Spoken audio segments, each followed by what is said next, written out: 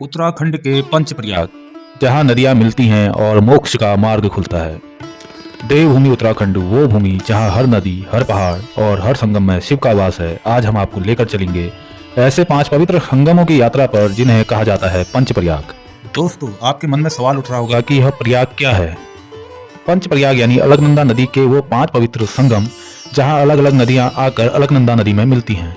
इन स्थलों का धार्मिक महत्व उतना ही गहरा है जितना स्वयं बद्रीनाथ धाम का। हमारी यात्रा शुरू होती है विष्णुप्रयाग से।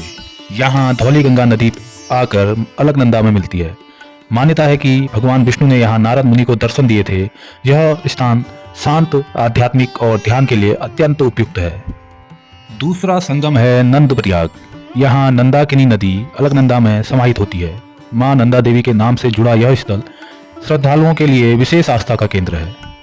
तीसरा प्रयाग है कर्णप्रयाग। महाभारत के वीर योद्धा कर्ण ने यही तपस्या की थी। यहाँ पिंडारी नदी अलकनंदा नदी में समाहित होती है।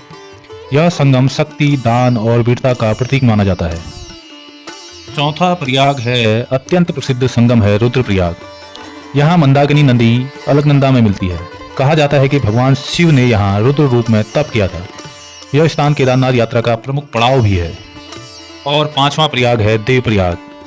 और अंत में आता है देवप्रयाग, जहाँ अलकनंदा और भागीरथी मिलकर पवित्र मां गंगा का रूप लेती है। यहीं से गंगा अपने जीवनदायिनी रूप में मैदानी क्षेत्र की ओर बढ़ती है। देवप्रयाग को पंचप्रयागों का मुकुट भी कहा जाता है। देवप्रयाग में अलकनंदा और भागीरथी के संगम को सास बहू का संगम भी कहा जाता है। इस संगम के बाद ही गंगा का मूल अस्तित्व अपने स्वरूप में आता है, यानी गंगा को गंगा नाम यहाँ से आगे की ओर मिलता है। देवप्रयाग से हरिद्वार तक गंगा की लंबाई 96 किलोमीटर है। कहा जाता है कि जो श्रद्धालु पंचप्रयागों के दर्शन करता है उसके सभी पाप नष्ट हो जाते हैं और मोक्ष का मार्ग प्रशस्त होता है।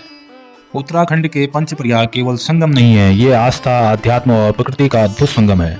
अगर आपको यह यात्रा पसंद आई हो तो वीडियो को लाइक करें, चैनल को सब्सक्राइब करें और इस पवित्र ज्ञान को दूसरों तक पहुंचाएं। जय मां गंगा, जय बद्री विशाल। फिर मिलते हैं किसी रोचक तथ्य के साथ। तब तक के लिए धन्यवाद।